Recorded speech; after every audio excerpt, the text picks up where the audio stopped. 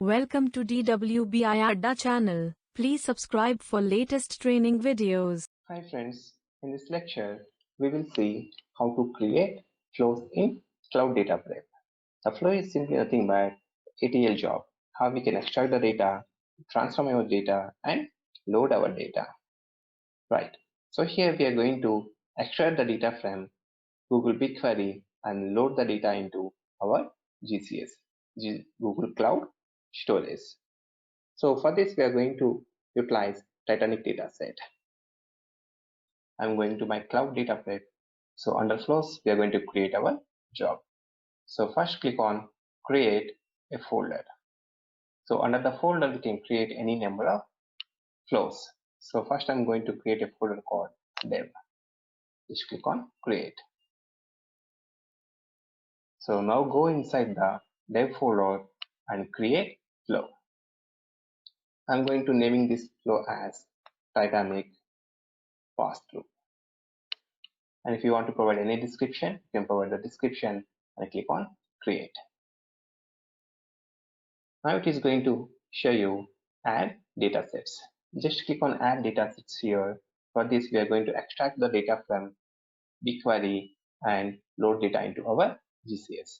Just select your required dataset here and click on add. Now the dataset got extracted.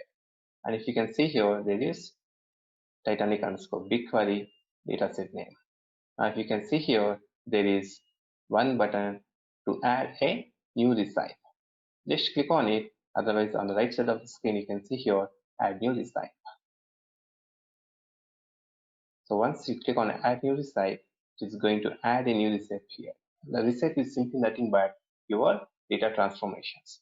For now I'm not going to edit any data transformation here because we are going to apply just a pass-through flow where we can just extract the data from BigQuery and load into our GCS. I'm just renaming this one. To rename this one, just place your mouse over here. You can see 3 dots. Just click on it and there's an option called edit name and description. I'm simply making as simple transformation and click on OK. If you can see here, there is an option create output to run. We just click on this one, create output to run. So we are good to run our job. Just click on this one. Now on the right side of the screen, you can see some edit buttons. The manual destination we are going to edit and the scheduled destinations we are going to add if required. So for now we are going to edit the manual destinations.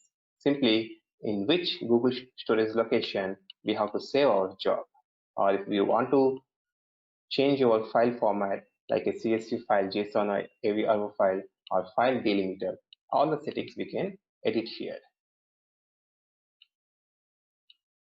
Right. So we are in settings space. The actions we're going to create a CSV file under this particular location. So we can edit this location on, you can see here an edit option. So here we are going to change the file name. So I'm just placing the file name as Titanic underscore pass-through data. And what is the format of your file? So here I'm going to select my format of the file.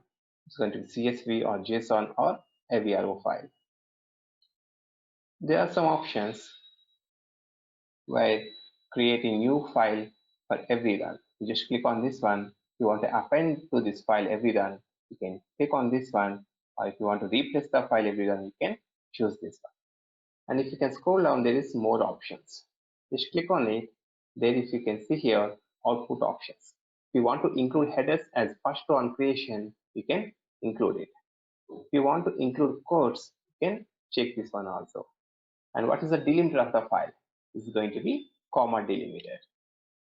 And there is a multi-part options. If you want to create a single file, the output, you can check this one. If you want to create multiple files, if you have huge data, it is going to create multiple files based on the volume. So then you can select this one. And there is an option called compression. If you want to do any compression, you can do that.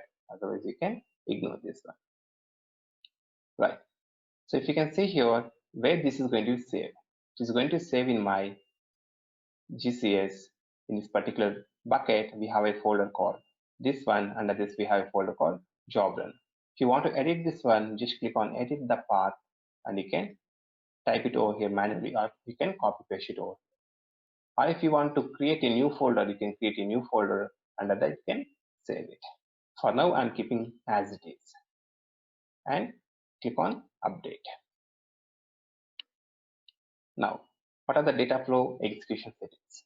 So you want to change the data flow execution settings, like if you want to change the region of the job where it has to run, zone, or if you want to increase your mission type to improve the performance, you can do that. Once you have done everything, just click on save settings. Now we are moved back to original window. Now just click on run the job. Right. Now click on run job. Right. Now your job is going to be running and the status is going to be in progress. So just wait for the completion of the job. Also, you can go to the job section here to check the progress of your job. You can see here the job is in progress. Right. If you can see now, job got completed. Now I'm going back to my GCS and under job run, we can check whether the file is created or not. And see here, the file got created. Now just click on this file and you just click the link URL so that can download your file and check the file out. See, we can able to see the data. Now I'm going back to Cloud Dataprep. You just click on the job ID, it is going to show us statistics of the job. The execution summary, you can see here the start time of the job, finish time of the job, and the duration of the job has taken to complete. You can go to here, there are completed stages, their transformation with the profile and publish. This is going to be your business logics or the transformations you have applied. And this is going to be show that the overall picture of the job, where it has 99.6% valid values, 0.4 mismatching values, and 0% missing values. Now if you can go to profile section, you will see clear picture of the profile. And if you can show that there are 8 columns, 887 rows, and 4 data types.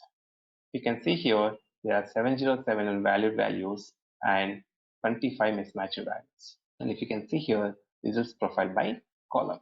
And for survived column, there are 887 valued values. There are no mismatch and empty values. Also, if you can see here some bar charts, the values ranging from 0.0 to 1.0, there are 545 values are there, and values ranging from 1.0 to 2.0, there are 342 values.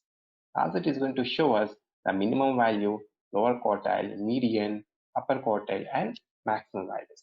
Likewise, you can see the values for every column. This is how we are going to create simple ETL job using Dataprep. Thank you.